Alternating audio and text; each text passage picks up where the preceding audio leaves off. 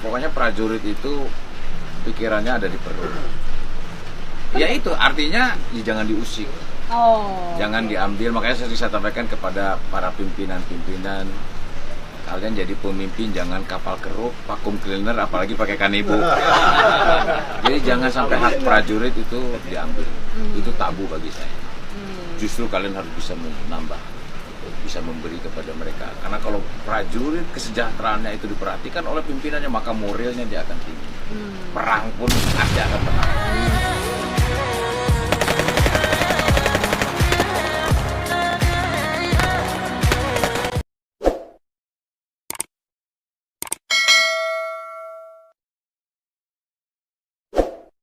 Apabila ada anggota yang melakukan tindakan kekerasan, kita akan proses hukum.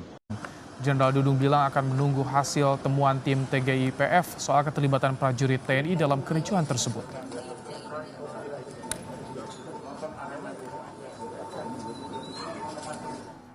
Di tempat lain, Pangdam 5 Brawijaya Majen Cahyanto mendatangi keluarga Raffi Aremania yang jadi korban tragedi Kanjuruhan. Dalam kunjungan ini, Pangdam Brawijaya minta maaf atas tindakan prajuritnya yang menganiaya Raffi.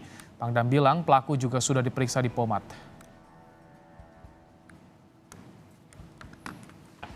Jadi itu saya datang ke sini untuk meminta maaf kepada Dik Raffi khususnya dan keluarga atas tindakan yang dilakukan oleh anggota kami. Kami minta maaf dan kami memastikan bahwa anggota kami sekarang dalam proses pemeriksaan di POM.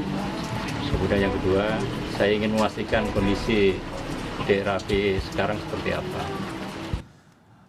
Lebih lengkap soal perkembangan pengusutan kasus tragedi Kanjuruhan kita tanyakan pada jurnalis Kompas TV Alvania Rizky di Polres Malang Kota. Selamat petang, Alva. Update-nya atau kabar terbarunya dari Jenderal TNI Dudung Abdurrahman, Kepala Staf Angkatan Darat, itu menyebutkan bahwa ia akan terus memeriksa prajuritnya yang terlibat dalam tragedi Stadion Kanjuruhan. Seperti apa keterlibatannya, sejauh apa keterlibatannya. Walaupun menurut Panglima TNI Jenderal Andika Perkasa sampai saat ini sudah ada 5 orang prajurit yang sudah diperiksa untuk kemudian diketahui apakah ia memang terlibat dalam kekerasan yang dilakukan di Stadion Kanjuruhan. Karena baru-baru ini memang sempat viral begitu video dari prajurit TNI AD yang kemudian melakukan kekerasan kepada Aremania, dan hal ini yang kemudian didalami apakah ada saksi-saksi terkait atau prajurit-prajurit TNI lain yang kemudian menjadi melakukan pelanggaran dengan melakukan kekerasan kepada para Aremania. Selain melakukan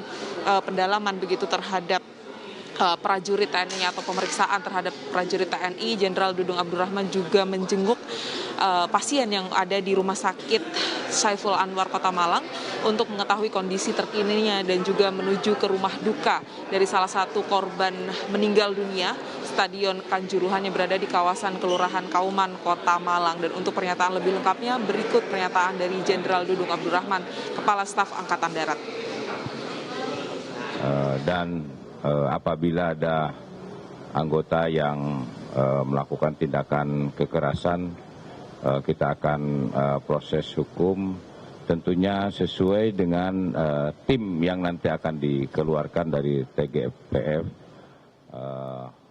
untuk melihat sejauh mana keterlibatan.